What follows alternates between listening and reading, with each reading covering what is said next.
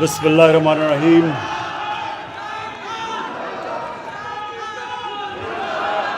इय्याक नअबुदु व इय्याक नस्तईन। शुक्रिया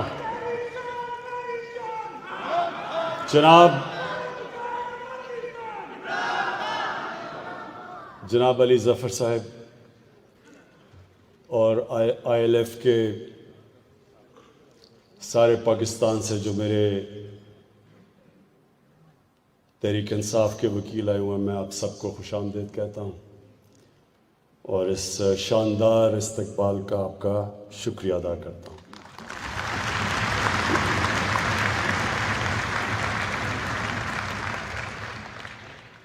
मुझे अली ज़फ़र की जो उन्होंने मुख्तसर तकरीर की, मुझे जो चीज़ पसंद आई, इन्होंने हज़रत अली रज़ी अल्लाह ताला का, इन्होंने जो उनका कॉल था कि कुफ्र का निज़ाम चल जाएगा, लेकिन एक निज़ाम जिसमें नाइंसाफ़ी और जुल्म हो वो नहीं चल सकता। ये उससे पहले जो अहमद अवैस ने बात की कि मदीना की रियासत ये क्या थी, कि मैंने जान के इलेक्शन से पहले मदीना की रियासत की बात नहीं की, क्योंकि मैं ये नहीं चाहता था कोई ये समझे कि मैं उसको इस्तेमाल कर रहा हूं वोट लेने के लिए।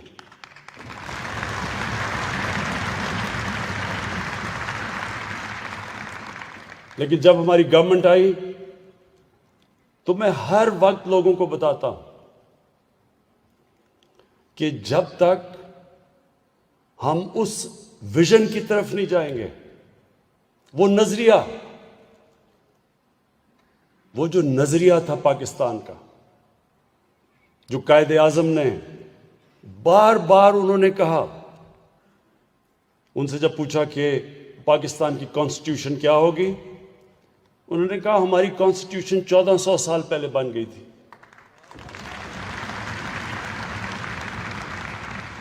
और इलामा इकबाल को जितना आप पढ़ें तो वो एक ही चीज कहते थे।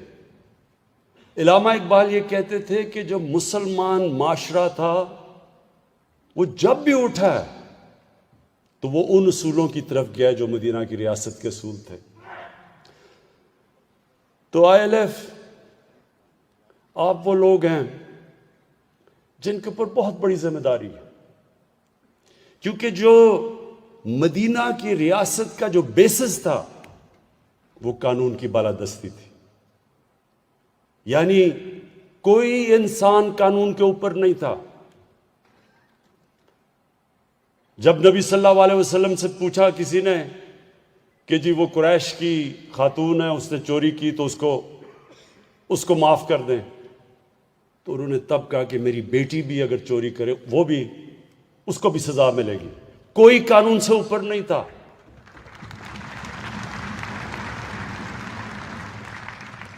ये याद रखें, ये एक सिविलाइज्ड सोसाइटी का बुनियाद है कानून की बालादस्ती।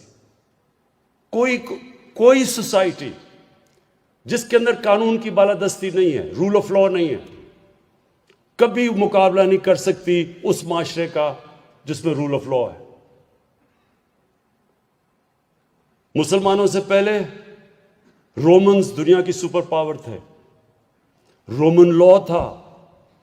बाकियों को वो बार्बेरियंस कहते थे क्योंकि उनके पास कानून नहीं था।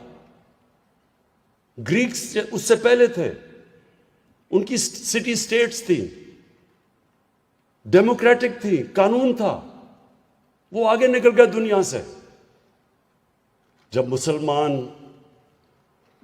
जब मुसलमानों का अरूज हुआ तो मैं इसलिए बार बार अपनी यूथ को कहता हूं, नौजवानों को कहता हूं, वो स्टडी करें, वो तारीख का हिस्सा है, वो कोई मिथोलॉजी नहीं है। एक 623 को क्या था, हिजरत हुई, उसके बाद क्या 625 को जंग बदर हुई, 636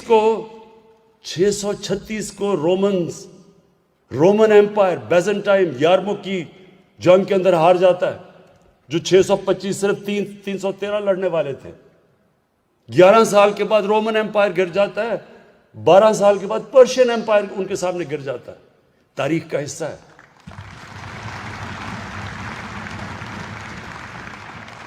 तो क्या वो कदम उठाए हमारे नबी सल्लल्लाहु अलैहि वसल्लम ने, जिससे ये इतना बड़ा दुनिया की तारीख का इनकलाब आया। ये हमें स्टडी करना चाहिए। मैंने ये अपने हायर एजुकेशन को कहा है कि हमारी यूनिवर्सिटीज के अंदर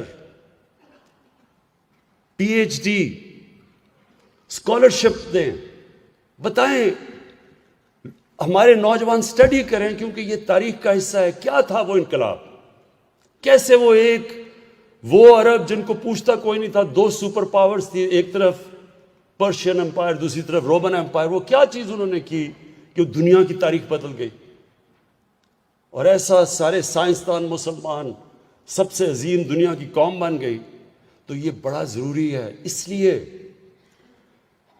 ILF, इसलिए अल्लाह कुरान में कहता है कि नबी सल्लल्लाहु अलैहि वसल्लम की जिंदगी से सीखो, उनकी सुन्नत पे चलो। उनकी सुन्नत पे जो इंसान चलेगा वो बड़ा इंसान बन जाएगा, क्योंकि उनसे बड़ा इंसान कभी आया ही नहीं है दुनिया में, ना आ सकता है।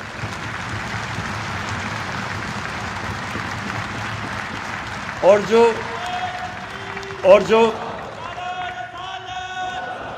जो एक सुनो, और जो मदीना की रियासत थी, जो भी मुल्क उन उसूलों पे अमल करेगा वो ऊपर उठ जाएगा। इसलिए अल्लाह हमें कहता है कि उनके रास्ते पे चलो, उनसे सीखो, क्योंकि उनसे बड़ा रोल मॉडल कोई नहीं था। तो इसलिए हमें उसको स्टडी करना चाहिए। और उसमें जो नंबर 1 चीज हमें नजर आती है, कानून की बालादस्ती। और इसलिए ये बड़ा इंपॉर्टेंट टाइम है पाकिस्तान में। ये आप सबको समझना चाहिए कि ये एक पाकिस्तान में फैसला कुन वक्त है। ये जो सारे बेरोजगार सियासतदान इकट्ठे हो गए हैं,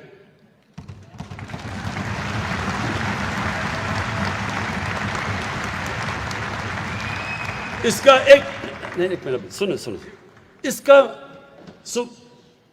अब सब पूछें कि ये सारे इकट्ठे हुए क्यों हैं, और इसके अंदर आपको समझ आ जाएगा कि ये कितना फैसला कुन वक्त है पाकिस्तान में। ये सारे इकट्ठे इसलिए हुए हैं कि कानून की बालादस्ती नहीं मानते।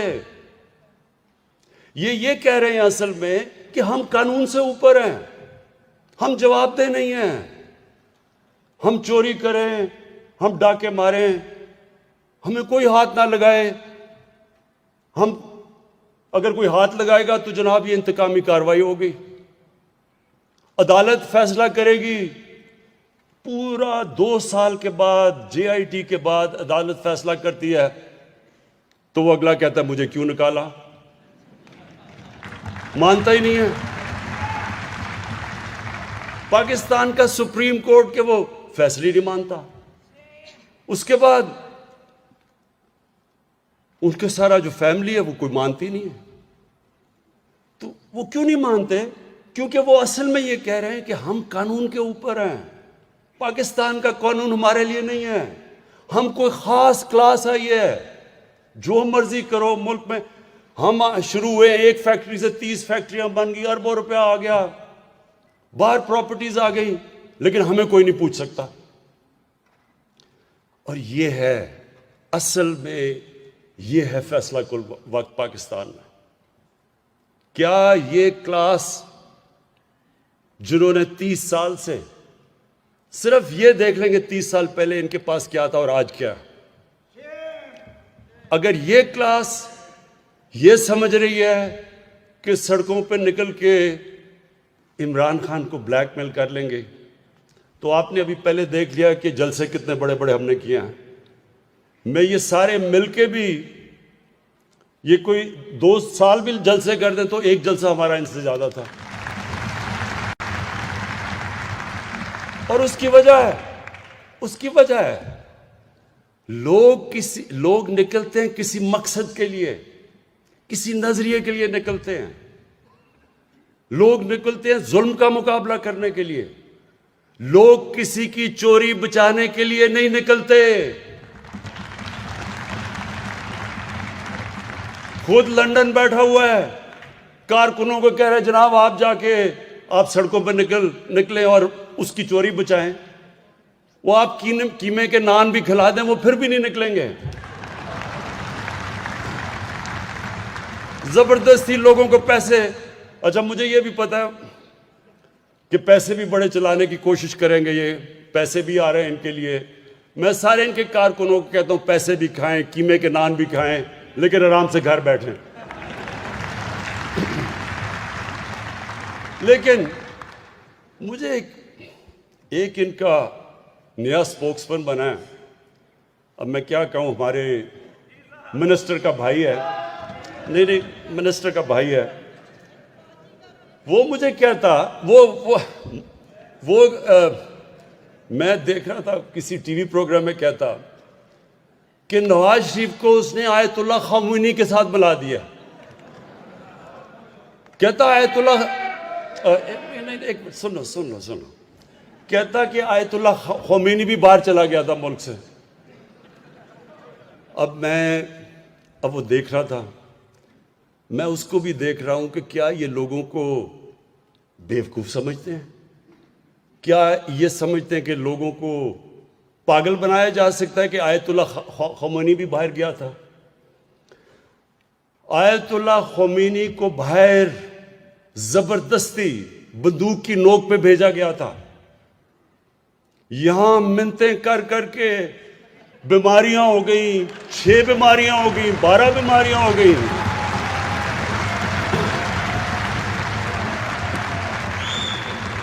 मुझे याद, अब हमारी कैबिनेट की मीटिंग हो रही है, सुने जरा, अभी सुनो। कैबिनेट की मीटिंग हो रही है, इधर सुने। अब जनाब कैबिनेट की मीटिंग हो रही है, हमें एक अदालत ने कह दिया कि जी अगर नवाज शरीफ को कुछ हो गया तो गवर्नमेंट जिम्मेदार है। अब हम अदालत की भी रिस्पेक्ट करते हैं। कैबिनेट की मीटिंग हो रही है, 6 घंटे मीटिंग चल रही है, डॉक्टर्स बैठे हैं कि जी ये भी बीमारी होगी, उसको ये भी बीमारी होगी, उसको ये भी बीमारी। अब हम सारे बैठे परेशान सुन रहे हैं कि इतनी बीमारियां एक आदमी को हो सकती हैं।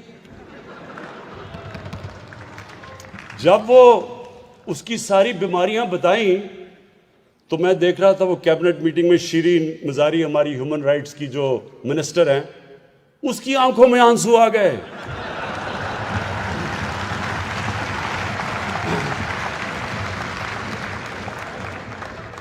अब जो भी शिरीन को जानती हैं, अगर शिरीन मजारी की आंखों में आंसू आ गए तो सोचें कि किस तरह की बीमारियां में बताई गई थी।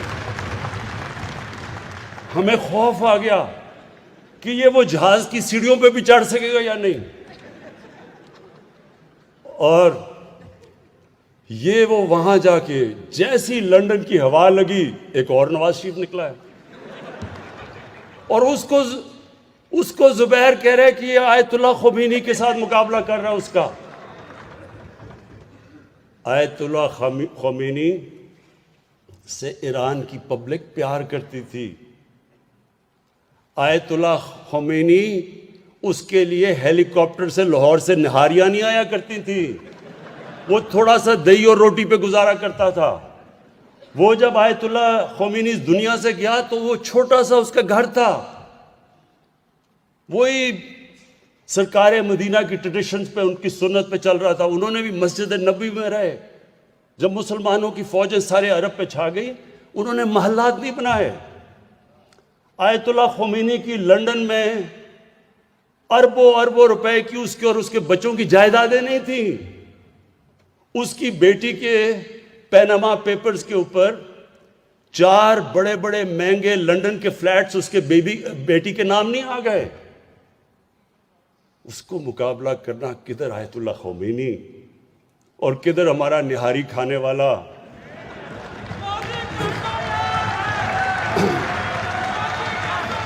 लेकिन सुनो, लेकिन फिर जरा सुन ले। मैंने जब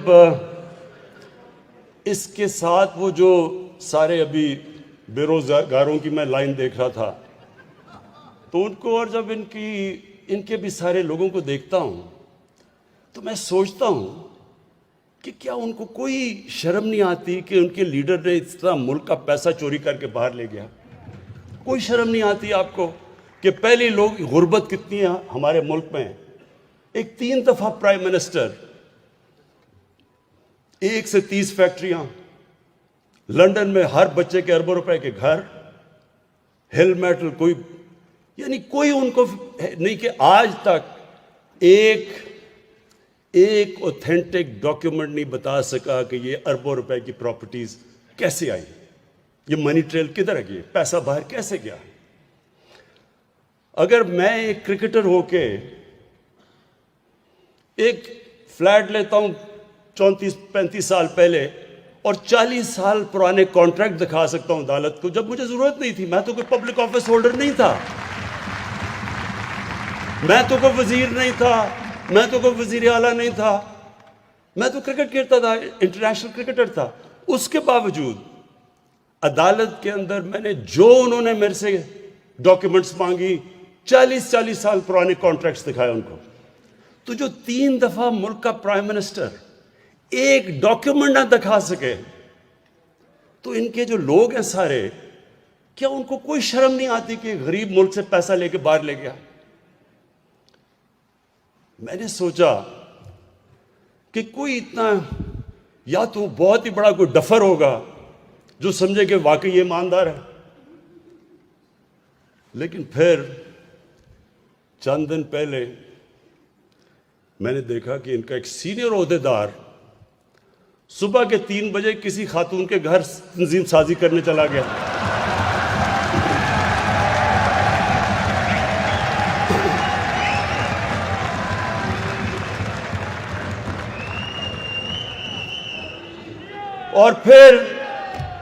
और बड़ा हैरान हुआ कि उस खातून के भाइयों ने मारा क्यों उसको।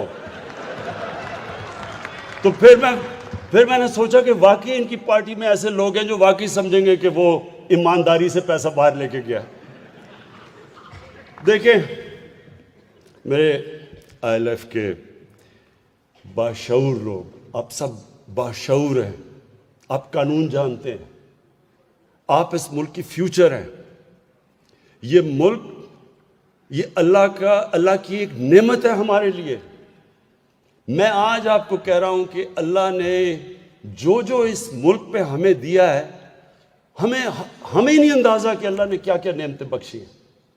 लेकिन अपने ज़हन में डाल लें कि कोई मुल्क तरक्की नहीं कर सकता जिधर रूल ऑफ लॉ नहीं होता। जिस मुल्क के और ख़ास तौर पे हुक्मरान अपने आप को कानून से ऊपर समझते हैं, वो मुल्क कभी आगे नहीं बढ़ सकता। स्विट्जरलैंड है, अमीर तरीन दुनिया का मुल्क है, कुछ भी नहीं है उस स्विट्जरलैंड के पास। हमारे ये जो नॉर्दर्न एरियाज के जो पहाड़ है, जो यहां जिसने भी ये पहाड़ देखे हैं, मैंने स्विट्जरलैंड देखा है, वो मुकाबला ही नहीं कर सकता जो खूबसूरती अल्लाह ने यहां दी है।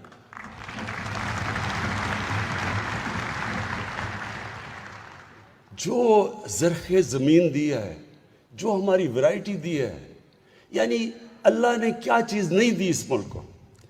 लेकिन ये जहन में डाल लें कि कभी भी कोई मुल्क, जब उसके हुक्मरान अपने आप को कानून से ऊपर समझते हैं और जब वो करप्शन पे लग जाते हैं, कोई मुल्क तरक्की नहीं करता।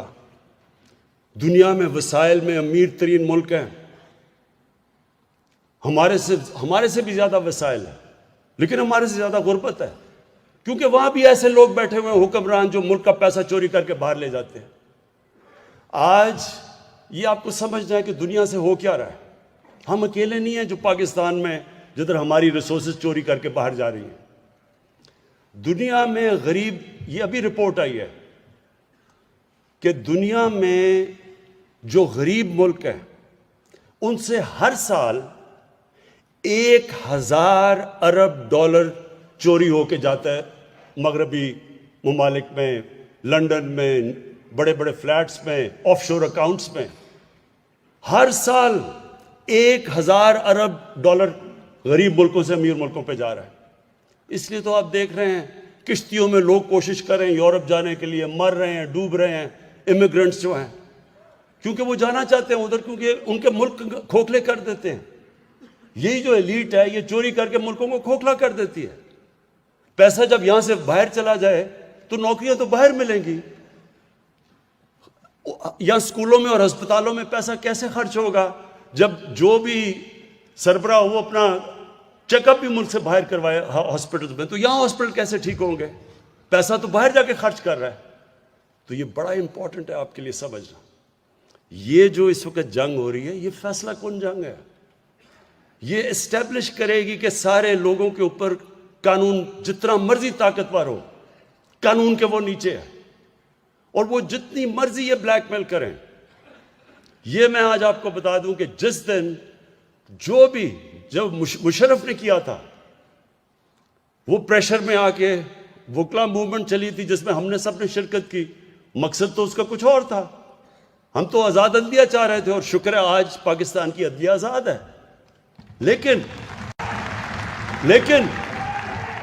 लेकिन उस प्रेशर में जनरल मुशर्रफ उस प्रेशर में आके एनआरओ दे गया दोनों को, और वो एनआरओज ने पिछले 10 साल में जो इस मुल्क के साथ किया है, इस मुल्क की जो इन्होंने माशियत तबाह की है, जो कर्जे चढ़ाए हैं, हमें आके कहते हैं कि जनाब आप जवाब दें।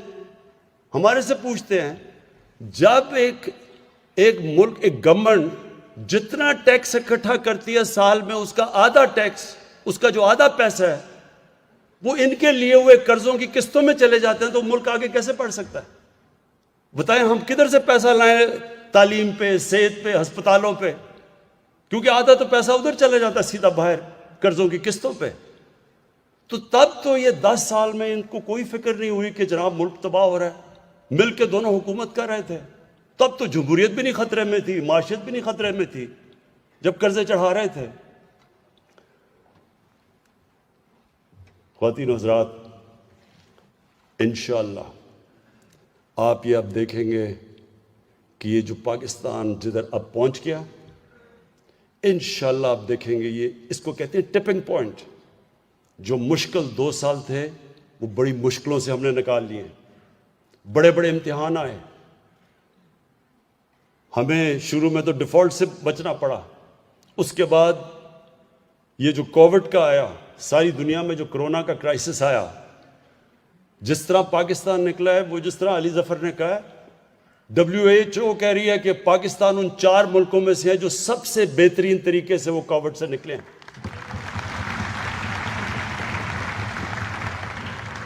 उधर से निकले तो फिर ये जो डाकुओं की कोलिशन है, इन्होंने कोशिश की हमें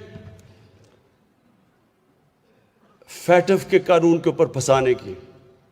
उन्होंने कहा अगर आप फैटिफ पे अगर मैं ब्लैक लिस्ट हो जाते हैं तो पाकिस्तान के ऊपर सैंक्शंस लग जाएंगी, तो माशी तो तबाह हो जाएगी। तो फैटिफ को ब्लैकमेल उससे किया हमें एनआरओ लेने के लिए। एनआरओ कहते जी अच्छा मुनाफिकत देखें, हम कोई एनआरओ नहीं मांग रहे।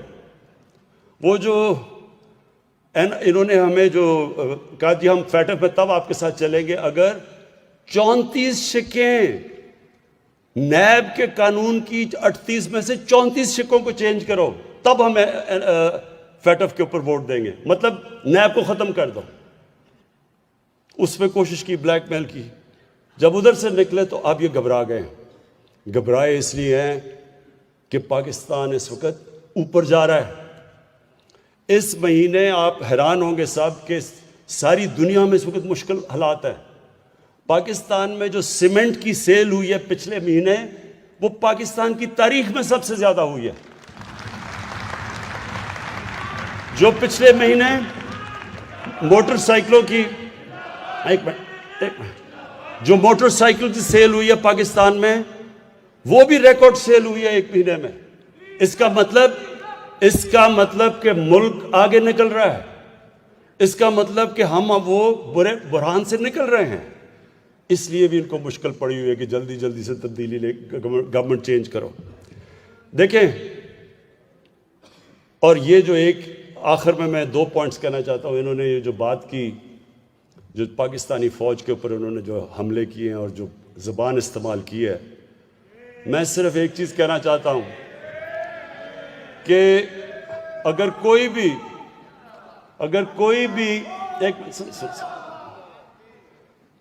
इस वक्त अगर हिंदुस्तान का एजेंडा कोई भी लेके फिर रहा है तो वो ये लेके फिर रहे हैं।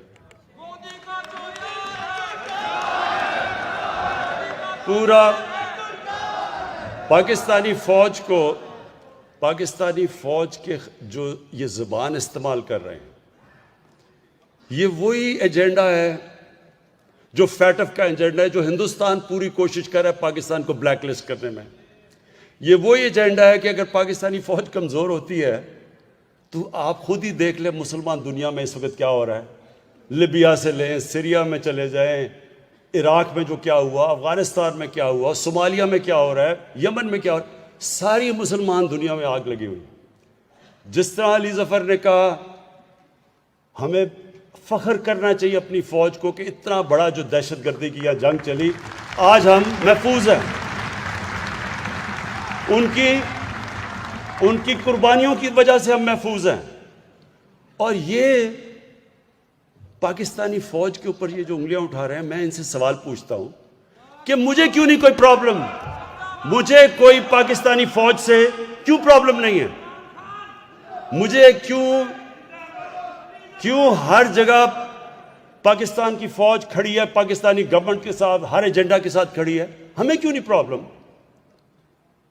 कौन सा मेरा मंशूर है जिसके पीछे हमारी फौज ने मदद नहीं की? बल्कि उधर जिधर फौज नहीं भी करती, मसलन कोरोना में उन्होंने हमारी मदद की, फौज का तो काम नहीं था। हाँ, कराची में मदद की, जिधर बड़ा बचाया, जो नालों के अंदर उन्होंने फौज की वजह से सफाई की, बच गया कराची।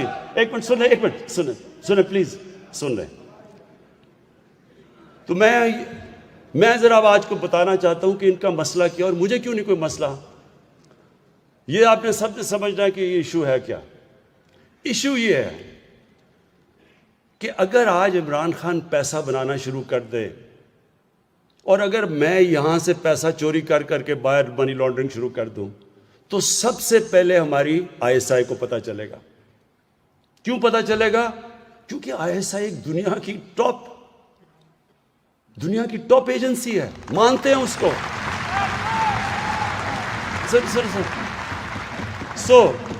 ये जरा समझने की कोशिश करें आप। मुझे इसलिए नहीं प्रॉब्लम क्योंकि आईएसआई को पता है कि इमरान खान कैसी जिंदगी गुजार रहा है। इनको क्यों प्रॉब्लम है? क्योंकि बाकी सारे इदारों को तो ये कंट्रोल करके बैठ जाते हैं। जो सुप्रीम कोर्ट के अंदर जब वो केस चल रहा था पैनामा का, तो सुप्रीम कोर्ट के अंदर जस्टिस खोसा ने क्या कहा था? उन्होंने कहा सारे पाकिस्तान के इदारे मफलूज कर दिए गवर्नमेंट ने। कोई भी पाकिस्तान का इदारा इंडिपेंडेंट फंक्शन नहीं कर रहा, ना नैब कर रही है, ना एससीसीपी कर रही है, ना एफबीआर कर रही है। कोई भी इदारा ये गवर्नमेंट को चेक नहीं कर रहा। जिनका काम चेक और बैलेंस करना है वो सारे इदारे कंट्रोल कर लेते हैं। एक इदारा रह जाता है, उनको पता है कि पाकिस्तान आईएसआई को सारी इनकी चोरी का पता है, अब उसको कंट्रोल करने की कोशिश होती है और उधर लड़ाई होती है। इसलिए तो नवाज शरीफ की हर आर्मी चीफ से लड़ाई हो जाती है, क्योंकि वो उसको पंजाब पुलिस बनाना चाहता है। और क्योंकि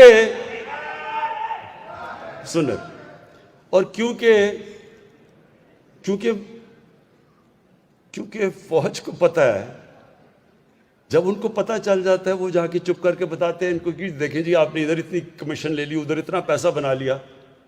तो ये उनको सारा वक्त डरे हुए होते हैं। तो जब नवाज शरीफ ने कहा ना कि जी वो मुझे एक आईएसआई के जनरल जहीरुल इस्लाम ने कहा कि इस्तीफा दो, क्यों उसने कहा और तुमने क्यों चुप करके सुन लिया? क्योंकि जहीरुल इस्लाम को पता था तुमने कितना पैसा चोरी किया हुआ है।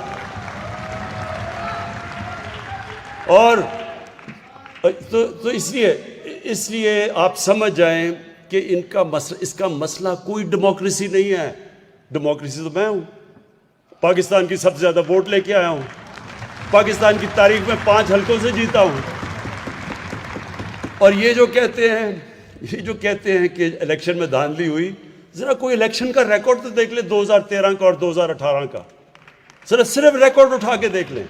2013 में 140 तकरीबन पिटिशंस थी जिन्होंने इलेक्शन को क्वेश्चन किया 2013 में नेशनल असेंबली में, और 2018 में 90 थी, और 90 में से आधी तहरीक इंसाफ की थी। तो अगर पिटिशंस भी आधी आई, 50% कम आई हैं, उनमें से आधे पीटीआई थी। तहरीक इंसाफ कई जगह 50 वोट से हारी है, कई जगह 100 वोट से हारी है।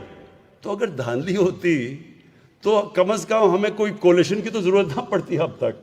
पॉइंट मैं ये कह रहा हूं कि हम पहले दिन से तैयार थे कि खोल दो इलेक्शन। इन्होंने तो 4 महीने हल्के कहे थे, 1 साल लगाया खोलने में, वो भी धरना देना पड़ा। तो हम तो पहले दिन, क्योंकि हमें पता है हमने धांधली नहीं की। तो मसला क्या है? मसला इनका ये है कि इन्होंने पूरी तरह अदलिया को भी बुरा भला, फौज को बुरा भला, गवर्नमेंट को बुरा भला, सिर्फ वन पॉइंट एजेंडा है कि किसी तरह हम इनकी, क्योंकि ये कोई खास कौम निकली है, चोरी भी कर दे तो इनको कुछ नहीं कहना, किसी तरह इनको एनआरओ मिल जाए। ये आज आपके सामने सबके मैं कह रहा हूं, जिस दिन इनको एनआरओ मिला, ये अपने जेहन में डाल लें, ये पाकिस्तान की तबाही होगी। पाकिस्तान इसके बाद नीचे जाएगा, पाकिस्तान में कानून की बालादस्ती खत्म हो जाएगी। अगर इनको एनआरओ देना है तो बेचारे गरीब लोग जो जेलों में घुसे हुए हैं, उनका क्या कसूर है? उनकी तो लाखों की चोरों में बेचारे वो जेलों में पड़े हुए हैं, और ये अरबों की चोरी वाले कह रहे हैं जी हमें माफ कर दो। तो आखिर में मैं उनको भी पैगाम देना चाहता हूं कि आपने जो मर्जी करना है, जितने मर्जी जलसे करने हैं, जिधर आपने कानून तोड़ा, मैं आपको आज वाजे कर रहा हूं कि मैं सीधा, आप जेल में जाएंगे, और वो जेल में नहीं, अब वीआईपी जेल में नहीं जाएंगे, अब जाएंगे जिधर आम बेचारा गरीब आदमी, गरीब जिधर मुजरिम जाता है। और आप सबके लिए, मेरे आईएलएफ के दोस्तों, मैं आपको आखिरी 3 चीजें कहता हूं। 1, सुन लें। नंबर 1, इंशाअल्लाह सारे मैं वकीलों को हेल्थ कार्ड दिलवाऊंगा।